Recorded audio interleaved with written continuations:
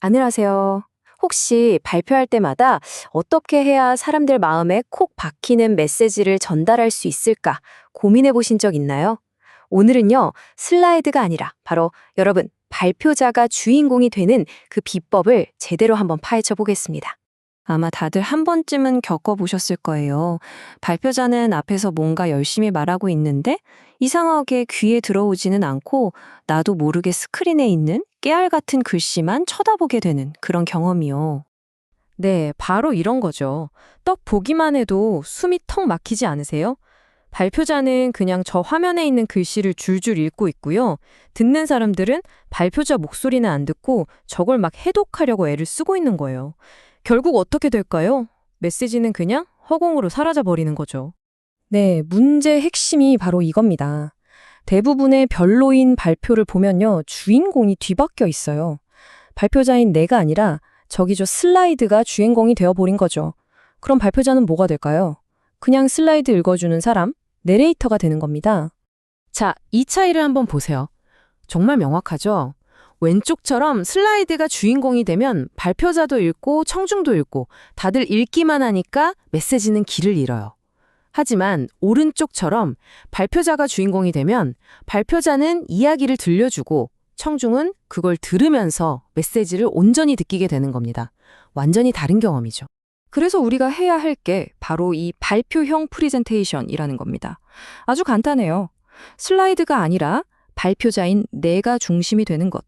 슬라이드는 그저 내 이야기를 도와주는 멋진 조연일 뿐이라는 거죠. 자, 그럼 어떻게 해야 내가 주인공이 될 수 있을까요?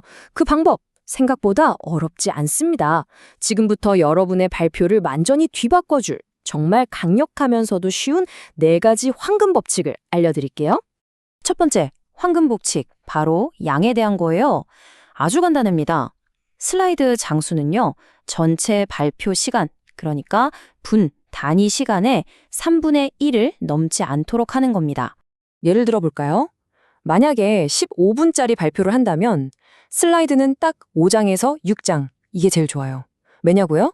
그래야 한 장 가지고 2분에서 3분 정도는 여유롭게 막 서두르지 않고 청중하고 눈도 맞추면서 제대로 이야기를 풀어나갈 수가 있거든요. 슬라이드 장수가 막 늘어나는 순간부터 여러분은 숨이 차기 시작하고 메시지는 힘을 잃게 되는 겁니다. 두 번째 법칙, 이건 정말 중요해요. 하나의 슬라이드에는요, 무조건 딱 하나의 핵심 메시지만 담는 겁니다. 이것저것 다 보여주려고 욕심내면 듣는 사람들은 도대체 뭘 보라는 거지? 하고 혼란스러워해요. 메시지를 하나씩 명확하게 분리해서 보여줄 때 훨씬 더 강력하게 기억에 남습니다. 세 번째, 잊지 마세요. 글자는 절대 여러분의 말을 대신할 수 없습니다.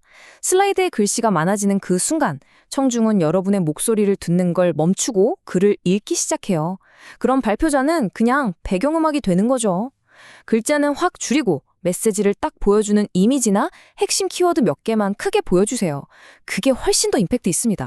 마지막 4번째는요, 아주 유명한 가이드라인이죠. 바로 가이 가와사키의 10-20-30 규칙입니다.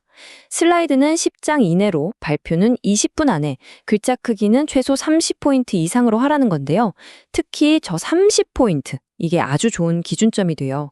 만약 글자 크기를 30포인트보다 작게 해야 한다면 그건 내가 지금 한 슬라이드에 너무 많은 걸 우겨놓고 있구나 하는 경고 신호로 받아들이시면 됩니다. 자, 이렇게 4가지 법칙을 살펴봤는데요. 사실 이 법칙들이 제대로 힘을 발휘하려면 꼭 지켜야 할 게 하나 더 있습니다. 바로 준비하는 순서예요. 놀랍게도 대부분의 사람들이 여기서부터 잘못된 길로 들어섭니다. 발표 준비한다고 파워포인트부터 켜는 거, 이제 그 습관은 버리셔야 합니다. 그 대신에 내가 무슨 말을 할 건지 처음부터 끝까지 한번 쭉 써보는 거예요. 글을 쓰다 보면 이야기가 정리가 되거든요. 그 다음에 그 이야기 흐름에서 이 부분은 꼭 짚어줘야겠다 하는 핵심 메시지를 딱딱 뽑아내고 그 메시지 하나당 슬라이드 한 장씩 마치 이정표처럼 만드는 거죠. 이렇게 해야 슬라이드가 이야기에 끌려가게 됩니다. 결국 우리가 피해야 할 실수들은 다 똑같은 말을 하고 있는 거예요. 슬라이드를 줄줄 읽는 거, 슬라이드 장수가 너무 많은 거, 글자가 너무 많은 거, 청중이 아니라 화면만 보고 말하는 거. 이 모든 게 다 발표의 중심을 나가 아닌 슬라이드에 뒀기 때문에 생기는 문제들입니다. 해결책은 정말 간단해요. 생각의 방향을 살짝 바꾸기만 하면 됩니다. 그래서 우리가 진짜로 도달해야 할 목표는 바로 이거예요. 발표하다가 갑자기 정전이 돼서 화면이 꺼지거나 프로젝터가 고장나도 아무렇지 않게 내 머릿속에 있는 이야기만으로 발표를 끝까지 마칠 수 있는 상태. 상상만 해도 멋지지 않나요? 바로 그 순간 여러분은 슬라이드를 완전히 지배하게 되는 겁니다.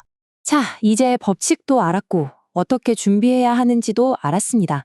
이 모든 걸 하나로 꿰뚫는 발표를 준비할 게 스스로에게 던져야 할 마지막 질문을 하나 알려드릴게요. 네, 바로 이겁니다. 이 발표에서 다른 건 다 잊어버려도 좋은데 이 한 문장만큼은 내가 꼭 내 목소리로 청중 눈을 보면서 직접 전달해야겠다 하는 게 뭘까요? 그냥 화면에 띄워놓고 읽는 그런 정보 말고요. 정말 이 발표의 심장 같은 그 한 문장이요. 그 한 문장을 찾아내는 순간 여러분의 발표는 완전히 달라질 겁니다. 슬라이드는 더 이상 여러분을 붙잡는 족쇄가 아니라 여러분의 메시지를 더 빛나게 해주는 멋진 무대 장치가 될 거고요. 그리고 여러분은 그 무대의 진정한 주인공으로 서게 될 겁니다. 여러분의 다음 발표를 진심으로 응원하겠습니다.